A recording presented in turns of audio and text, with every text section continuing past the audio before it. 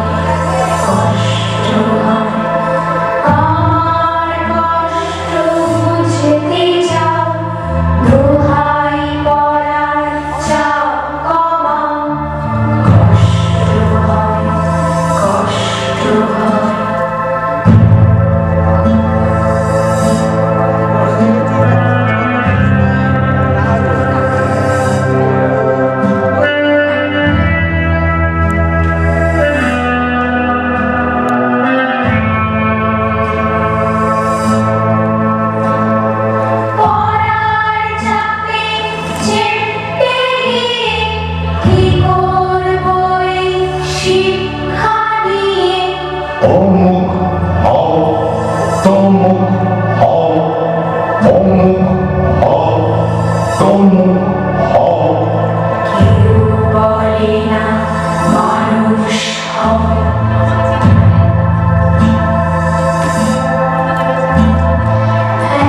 এত রকম পরীক্ষায় আমার খালি কান্না পায় এত রকম পরীক্ষায় আমার খালি কান্না পায় কে করলো রে এই নিয়ম লোকটা বোধহয় খেলার জন্য বলবে কেন অঙ্ক করো যোগ্য হবার রাস্তা ধরো কোথায় রাস্তা কোথায় ঠাকুর কোথায় গিয়ে শুনতে পাবো একটু পড়া অনেক খেলা গল্প শোনা সন্ধেবেলা রাতের হাওয়ায়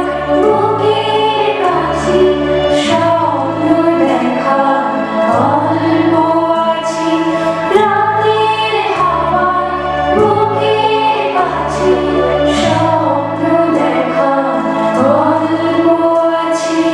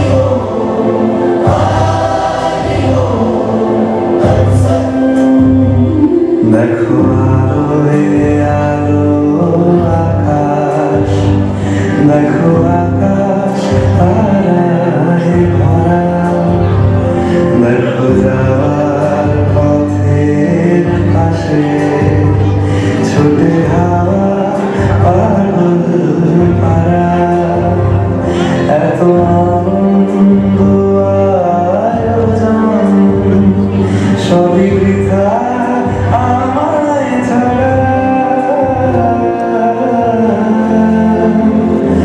ভুলে থাকুক আমার মুঠো দুই চোখে থাকুক ধারা এলো সময় রাজার মতো হলো কাজে হিসেব সারা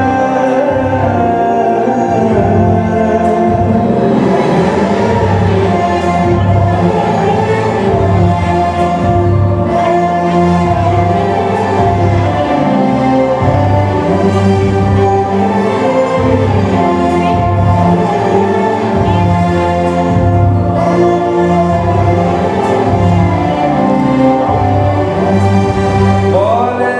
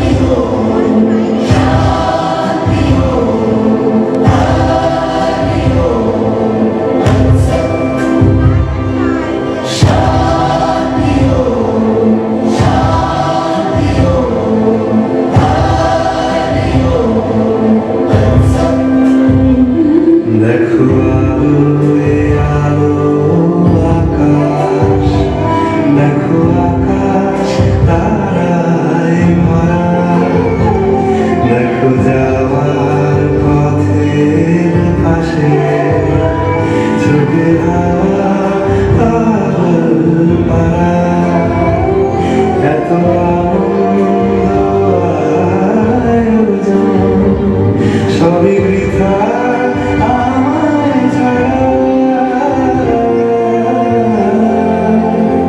ভরে থাকুক আমার ঠোঁট, দুই চোখে থাকুক ধারা, এলো সময় রাজার মতো, হলো কাজে হিসেব সারা।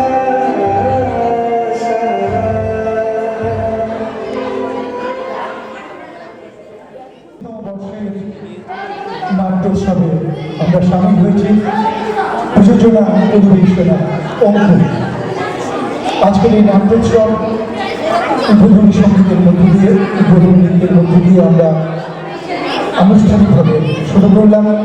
এবার আনুষ্ঠানিকভাবে উৎসবের সূচনা করবেন অরূপ রায় প্রদীপ প্রজ্বলনের মাধ্যমে।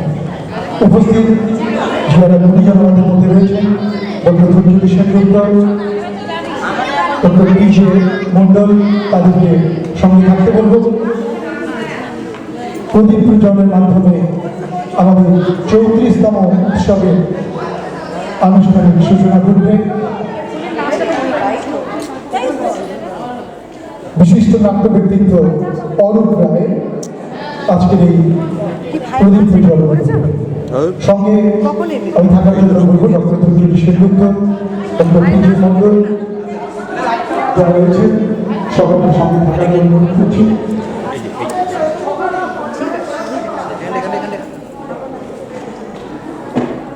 প্রদীপ প্রজ্বলিত হচ্ছে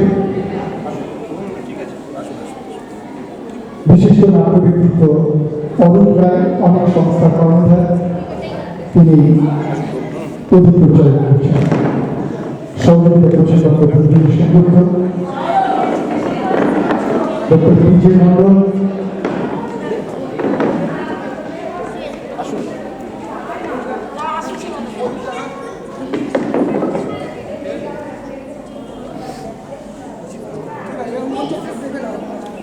মৌন নাম এই বলে কাছে হলো আমি মদিত আর কিছু নয়।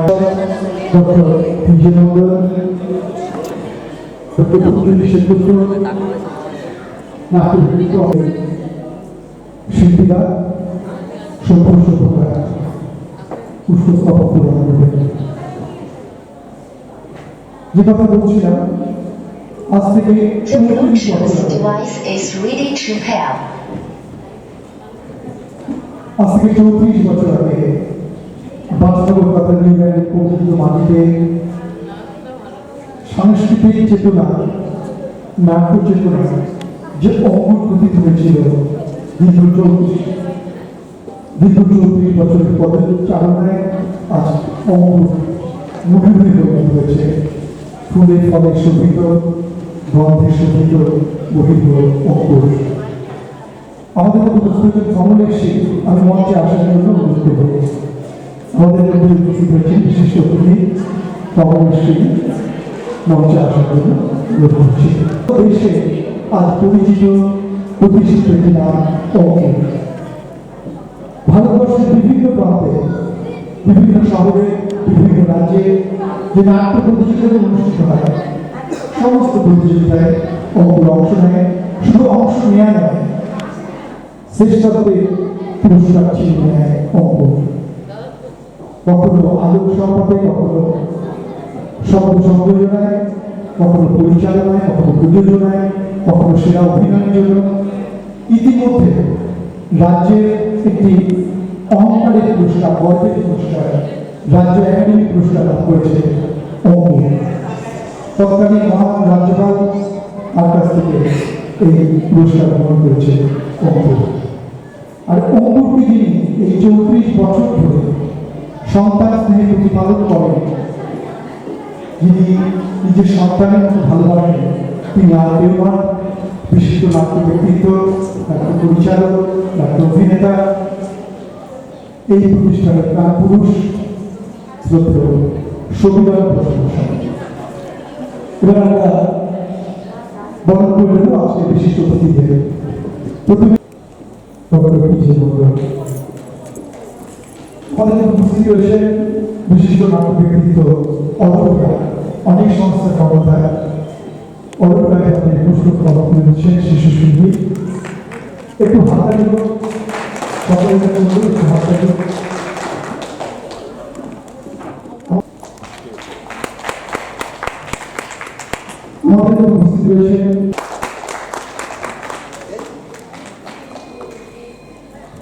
আমাদের উপস্থিত রয়েছেন বিশিষ্ট সমাজসেবী এবং শিল্প সাধক শ্রী কমলেশ।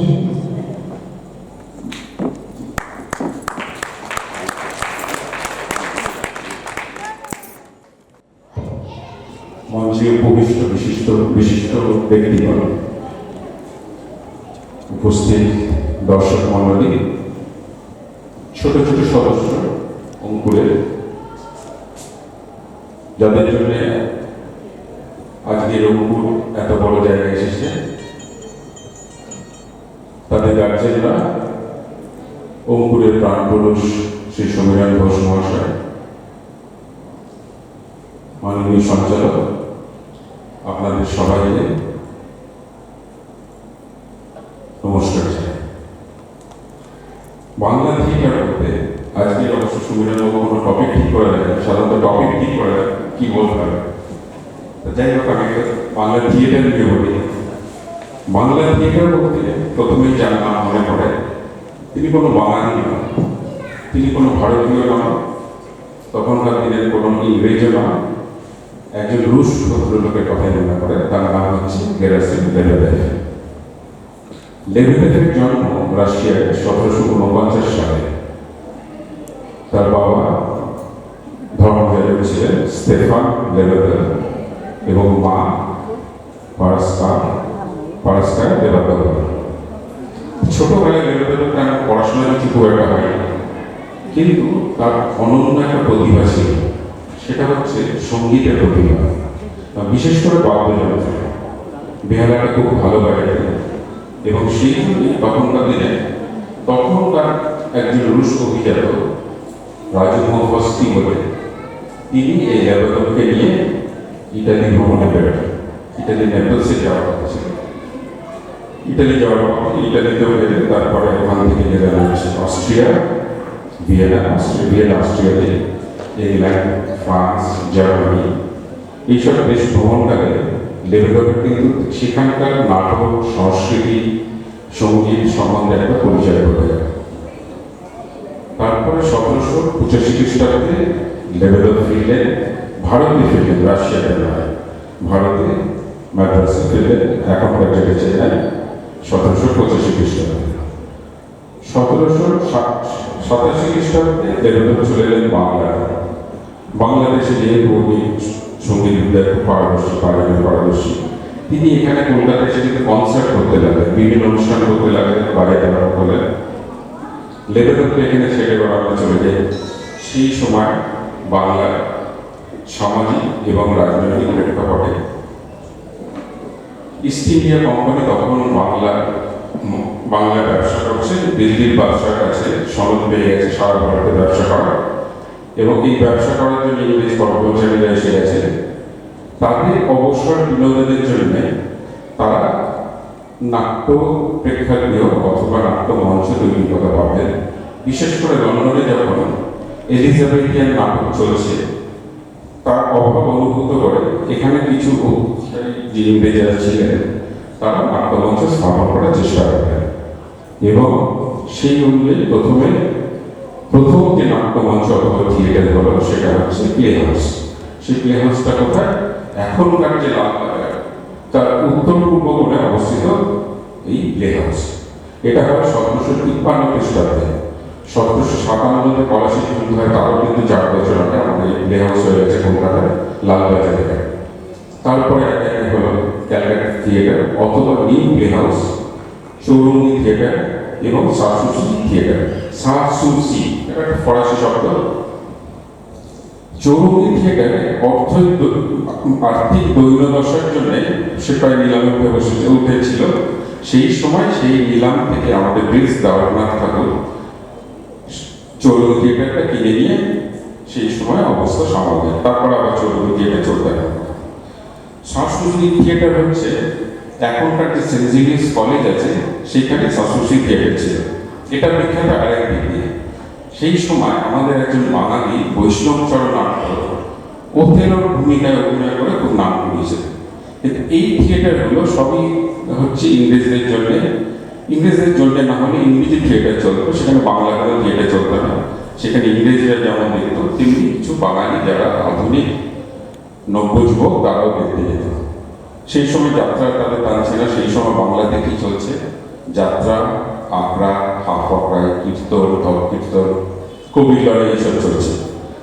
যাত্রা যদিও যাত্রার মধ্যে রয়েছে তখন নল দময়ন্তী পাড়া, কৃষ্ণ কীর্তন, চৈতন্য লীলা। তো যাত্রা সেরকম আমাদের এই মধ্যবিত্ত এবং নব্য যুবকদের আর টানছে না। তারা বিশেষ করে ইংরেজি থিয়েটার দেখেছে, দেখে তারাও চেষ্টা করছে একটা বাঙালিদের জন্য নতুন থিয়েটার অথবা রঙ্গমঞ্চ তৈরি করা। এই সময় আবার লেবেদেবের প্রসঙ্গে আসি। লেবেদেব কিন্তু এখানে এসে এই কনসার্ট করার সময় তিনি কিন্তু বসে থাকেন। এই 1787 খ্রিস্টাব্দে এসে গেছেন। তিনি 3 জন সংস্কৃত পণ্ডিতের কাছে বাংলাকে ভালোবেসে বাংলা এবং সংস্কৃত শিক্ষা করতে আরম্ভ করলেন, শিখতে আরম্ভ করলেন। এবং তারই ফলস্বরূপ দেবেদা 2টো নাটক লিখলেন। তার মধ্যে একটা হচ্ছে যে এম জয়দেবের লেখা দ্য ডিসগাইজ, সেটা বাংলা অনুবাদ করে সেটা মঞ্চ উপস্থাপনা বন্দোবস্ত করলেন। তার জন্য একটা থিয়েটার তৈরি হলো, সেটা হচ্ছে বেঙ্গলি থিয়েটার। বেঙ্গলি থিয়েটারটা কোথায় অবস্থিত? বেঙ্গলি থিয়েটারটা হচ্ছে ডুমতলা লেন, যেটা এখন 25 নম্বর ডুমতলা লেন, যেটা এখন এজেলা স্ট্রিট। সবচেয়ে অবাক করার ব্যাপার হচ্ছে এই দ্য ডিসগাইজের যে বাংলা বঙ্গানুবাদ করেছিলেন লেবেদেব, বাংলাতে প্রথম থিয়েটার হলো বাঙালিদের জন্য বাঙালি রঙ্গমঞ্চ, বাংলার রঙ্গমঞ্চ, এবং সবচেয়ে বড় কথা বিজ্ঞাপন দিয়ে। এবং এখানে অভিনেতারা যেরকম পুরুষ অভিনেতারা ছিলেন তেমনি মহিলা অভিনেত্রীরাও এই মঞ্চে অভিনয় করে, যেটা সেখানে তখনকার দিনে খুবই বিরল। এবং তার চেয়ে বড় কথা হচ্ছে লোকে টিকিট কেটে এই মঞ্চে এই নাটকটা দেখতে আসে। তো মঞ্চে প্রথম নাটক হলো 27শে নভেম্বর 1793 সালে। প্রথম একজন রুশ কিন্তু এই বাংলা থিয়েটারটা তৈরি করলেন। আমাদের বাঙালি প্রসন্ন কুমার ঠাকুর তারও কিন্তু 36 বছর পরে 1831 সালে থিয়েটার তৈরি করেছেন এখানে। যাই হোক, হয়তো এই যে নাটকটা দ্য ডিসগাইজের যে বাংলা কাল্পনিক সম্মানের সজ্জা অথবা কাল্পনিক সাজবদল, হয়তো সাহিত্য মূল্যের বিরাট কিছু না, কিন্তু এর একটা সামাজিক মূল্য আছে। সেই সময় লোকে আর যাত্রা পছন্দ করছে না, থিয়েটার দিকে ঝুঁকছে, বাংলা থিয়েটার হচ্ছে না। বাংলা থিয়েটার প্রথম উনি বঙ্গানুবাদ করে লিখলেন। তিনি কি একটা ভালো সাহিত্য অনুবাদ করতে পারতেন না, কিন্তু একটা বিরাট সুপণ্ডিত ছিলেন। কিন্তু আমাকে ভাবতে হবে যে ডুমতলা লেন বা ডুমতলার যে লেন, যেখানে যাদেরকে নাটক দেখাবার ব্যবস্থা করেছে তারা সবাই সাধারণ লোক, তারা কিন্তু বাঙালি অভিজাত শ্রেণী বা এলিট ক্লাস নয়। তাই তাদের সঙ্গে কানেক্ট করার জন্য তিনি একটা সাধারণ কমেডি বেছে নিয়েছেন, যাতে সাধারণ লোকের সঙ্গে কানেক্ট করা যায়, সংযোগ স্থাপন করা যায়। থিয়েটার সমাজের সঙ্গে কথোপকথন, মঞ্চের থেকে সমাজের কিছু কথা, সমাজকে নিয়ে কিছু কথা, সামনে যারা দর্শকরা বসে আছেন তাদের সঙ্গে ডাইরেক্ট একটা কমিউনিকেশন করার একটা মাধ্যম। সিনেমাতে যখন আমরা দেখি পর্দায় কিছু ছবি তাদের কিছু বলার থাকলে, তাদের কিছু বলার প্রয়োজন থাকলে দর্শকরা আমরা কিন্তু বলতে পারি না, আমরা ওখানে ছবিটাই দেখি এবং প্রতিদিন একটা জিনিস দেখি। থিয়েটারের ক্ষেত্রে আমরা মঞ্চে যারা আছি তারা যেভাবে যখন বলতে শুরু করি, যে কথাগুলো বলি, যারা নিচে আছেন দর্শক, তাদের কাছে সেই কথাগুলো পৌঁছলো কিনা, যদি বোঝার অসুবিধে হয় পরবর্তীকালে গ্রিনরুমে গিয়ে কেন এই কথাগুলো বললেন, এই যে ডাইরেক্ট কমিউনিকেশন, এইটা হচ্ছে থিয়েটার। থিয়েটার সমাজের সঙ্গে কথোপকথন। থিয়েটার সভ্যতার মানদণ্ড। পৃথিবীর যে কোনো দেশে থিয়েটার কতটা উন্নত সেইটার ওপর নির্ভর করে, সেইটা থেকে বোঝা যায় যে সেই দেশের সভ্যতা কতটা উন্নত। আদিকাল থেকে এই জিনিসটা হয়ে এসছে এবং এখনো সেটাই। তাই থিয়েটারের মৃত্যু মানে সভ্যতার মৃত্যু। এই তিনটে কথা আমরা থিয়েটার সম্পর্কে সবসময় মাথায় রাখি, মাথায় রাখা উচিত। এই কথাগুলো বললাম কেন? আমাদের দেশে থিয়েটার এখন হয়ে গেছে মাইনরিটি শিল্প। এখানে কোনো ধরনের সাহায্য বাইরে থেকে আসা প্রায় বন্ধ। থিয়েটার দেখতে আসা দর্শকের সংখ্যা দিনকে দিন কমে আসছে। আজকে সুবিরন্দা, আমি শুনলাম এই হলটার ভাড়া হচ্ছে 10,000 টাকা, দুদিনে 20,000 টাকা ভাড়া নিয়েছেন, প্রবেশ মূল্য কিছু নেই। শুনলাম প্রত্যেক বাড়িতে বাড়িতে গিয়ে নেমন্তন্ন করে আসা হয়েছে, কিন্তু আজকে দর্শক, হলটা এত বড়, যখন ঢুকছিলাম সুবিরন্দাকে বলছিলাম যে এত বড় বিউটিফুল হল, দর্শকের সংখ্যা আপনারা নিজেরাই দেখতে পাচ্ছেন। আপনারা যারা এসেছেন তাদের ধন্যবাদ। থিয়েটারকে ভালোবেসে, থিয়েটারকে বাঁচিয়ে রাখার লক্ষ্যে তারা কিছু, এটা তাদের একটা পদক্ষেপ বলেই আমি ধরে নিচ্ছি। কিন্তু এইভাবে থিয়েটারটা চালিয়ে যেতে পারবে কতদিন, কিভাবে করতে পারবে? সমীরন্দার মতো কিছু পাগল লোক, নাট্য পাগল লোক, সমীরন্দার সঙ্গে আমার পরিচয় 25 বছর আগে, তখন থেকে এই পাগলামিটা দেখেছি এবং এখনো পর্যন্ত সেই পাগলামি করে যাচ্ছে।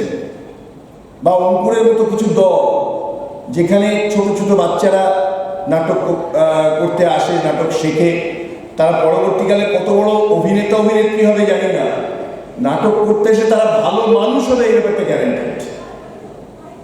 আমি একটা কথা বলছি, আপনারা লক্ষ্য করবেন খবরের কাগজে বিভিন্ন ধরনের অপরাধমূলক খবর বেরোয়। আজকে লক্ষ্য যদি এতদিন না করে থাকে, পরবর্তীকালে লক্ষ্য করবেন বিভিন্ন অপরাধমূলক কাজের সঙ্গে জড়িত যে সমস্ত লোকজন, তাদের দেখবেন ডেজিগনেশনগুলো পাশে লেখা থাকে। শুনলেন অমুক ডাক্তার, অমুক বিচারপতি, অমুক ব্যবসায়ী, অমুক শিক্ষক, ইত্যাদি ইত্যাদি দেখবেন, কিন্তু দেখবেন না তিনি অমুক দলের অমুক নাট্যকর্মী। নাটকটা এমন একটা ব্যাপার, এই জিনিসটা করতে আসলে মানুষের মন অনেক উদার হয়, চওড়া হয়, এবং তখন অন্য কিছু কাজ করার দিকে ঝোঁকটা থাকে না, অন্য কিছু কাজ করার দিকে ঝোঁকটা থাকে না। নাটকের মধ্যে দিয়েই আনন্দ পায়, তাই জন্যই তারা নাটক করতে আসে। নাটক করে তো পয়সা পায় না, মুষ্টিমেয় কয়েকজন ছাড়া নাটক করে পয়সা পায় না, কিন্তু নাটক চালিয়ে যাচ্ছে। আজকে পশ্চিমবঙ্গে 3,000টা নাটকের গ্রুপ আছে, তারা নাটক চালিয়ে যাচ্ছে। কিন্তু বাইরে থেকে সরকারি সাহায্য নেই বললেই চলে। ব্যবসায়ীরা এখান থেকে যেহেতু তাদের কোনো লাভ হবে বলে মনে করে না, ব্যবসায়ী স্পন্সররাও আসে না, সেক্ষেত্রে এইটুকু একজন থিয়েটার কর্মী হিসেবে, একটা থিয়েটার দলের সদস্য হিসেবে আপনাদের প্রত্যেকের কাছে এই দাবি বলতে পারেন যে আপনারা একটু থিয়েটারটা দেখুন। নাটক করছে যারা, তারা কিন্তু একটা নাটক করার জন্য 6 মাস ধরে রিহার্সাল করছে প্রতিনিয়ত। আপনারা তাদের জন্য তো একদিন 2 ঘন্টা সময় দেবেন, দেখুন, তাদের উৎসাহ দিন। আর যদি সম্ভব হয় কিছু আর্থিক সাহায্য করুন, সেটা টিকিট কেটে হোক বা অন্য ডোনেশন দিয়ে হোক। কথাগুলো শুনতে একটু খারাপ, হয়তো মানে ট্র্যাকের বাইরে কথা হয়ে যাচ্ছে, এই কথাগুলো বলছি। আপনারা বাটানগরের যে কোনো লোক যদি কলকাতায় একটা সিনেমা দেখতে যান কত টাকা খরচা করেন? একটা সিনেমা দেখতে গেলে একজনের কত টাকা খরচা ভাবুন। একজন বড় আর্টিস্টের থিয়েটার যদি কোনো সময় দেখতে চান কত টাকা খরচা করেন ভাবুন। বাটানগরের বুকে কেন তার কিছু অংশ খরচা করে যে সমস্ত লোকগুলো, যে সমস্ত ছেলেমেয়েরা উৎসাহের সঙ্গে নাটক করছেন, সমীরাঙ্গার মতো যে সমস্ত পরিচালকরা নাটক করাচ্ছেন, পাগলের মতো টাকা পয়সার জন্য ঘোরাঘুরি করছেন, যে তাদের কাছে কিছুটা সাহায্য করুন না। সামনের বারে যখন অঙ্কুরের এটা হবে, অঙ্কুরের যে উৎসবটা হবে 35তম বর্ষে, একটা টোকেন 10 টাকা করে টিকিট কেটে আসুন না। উৎসাহ পাবে, শুধু টাকাটা বড় কথা না, উৎসাহ পাবে। এই কথাগুলো বলছি, কিছু মনে করবেন না, হয়তো বাইরে থেকে এসে একজন নাটকের দর্শক হিসেবে, নাটকের লোক হিসেবে, মানুষ হিসেবে কথাটা বলতেই পারি, এই অধিকারটা আছে মনে করেই বলছি, আমাকে ভুল বুঝবেন না। এই কাজটা একটু অন্তত করুন। আমরা বক্তৃতা এখানে দিয়ে যাব, বক্তৃতা দেবো, এখানে কিছু কথা বললাম, আপনারা শুনলেন, তারপরে আর কিছু দায়িত্ব থাকলো না, দায়িত্ব নিন। আর আমাদের কাছ থেকেও আরও যদি আমরা কিছু দায়িত্ব পালন না করি, বা যে দায়িত্ব পালন করা উচিত তার বাইরে কিছু করি, আপনারা দাবি করুন সঠিকভাবে আমাদের দায়িত্ব যেন আমরা পালন করি, সেটা করুন। এবং সে উল্টো দিক দিয়ে আপনারাও আপনাদের দায়িত্বটা সামান্য পালন করুন। আজকে যারা এসেছেন তাদের কাছে অনুরোধ, তারা যখন বাড়ি ফিরে যাবে, কালকেও এখানে উৎসব আছে, কালকে আপনারা একটুখানি পার্সোনাল উদ্যোগ নিন, পাশের বাড়ির লোককে বলুন, একটু ফোন টোন করুন, কালকে দর্শক দিয়ে ভরিয়ে দিন, অন্তত এইটুকু করুন। এই কথা বলে এই যে উৎসব, তার সাফল্য কামনা করে আপনাদের সকলকে আরেকবার শুভেচ্ছা, অভিনন্দন জানিয়ে আমি আমার বক্তব্য শেষ করছি। সম্মানের দুটি একটি কথা বলছে। একটা হলো ঘরের অবস্থা দেখতে পাচ্ছেন তো, যারা বাচ্চা নিয়ে কাজ করে তাদের 1 মাস আমাদের জায়গায় কি পরিচালনার দলে আছে, অবস্থা খুব খারাপ, খুব কঠিন। আর আমার বয়সটা হচ্ছে তো, মানে ঠিক বলছে, আমি শক্তি পাচ্ছি না। তাকে অনেক দিকে বলেছিলাম, দুটি কথা বলছিলাম। একটি কথা হলো, আমি ভাবছিলাম যে 34 বছর ধরে নাট্য উৎসবটা চালিয়ে যাচ্ছি এবং একবারও বন্ধ হয়নি, এটা ভেবে নিজেরই ভালো লাগছে। টানা 34 বছর। দু নম্বর কথাটি, এই যে অরূপ রায়কে দেখছেন না, যে বক্তব্য রাখবেন, ভয়ঙ্কর কিন্তু সত্য। অরূপদা অনেকের কর্ণধার, অনেক থিয়েটার আপনারা ভারতবর্ষের, শুধু পশ্চিমবঙ্গ না, ভারতবর্ষের যে কটা নাটকের দল আছে আমি দেখেছি খুব কাছ থেকে, এত বড় কর্মকাণ্ড কেউ করে না। এরা শিশু কিশোর উৎসব করে সারা পশ্চিমবঙ্গ, এরা বিশ্ববিদ্যালয়ের প্রতিযোগিতা করে সারা পশ্চিমবঙ্গ জুড়ে, এরা 30 দিন ধরে নাট্য উৎসব করে, যেটা পশ্চিমবঙ্গ সরকারও করতে পারে না। এটা যে কী করে করে কে জানেন।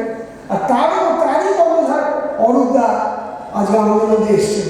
অনেক থিয়েটার মনে রাখবেন, এরা যে থিয়েটার নিয়ে কী কাজ করে, কী করে সম্ভব আমি ভাবতে পারি না। সকলকে ধন্যবাদ, নমস্কার।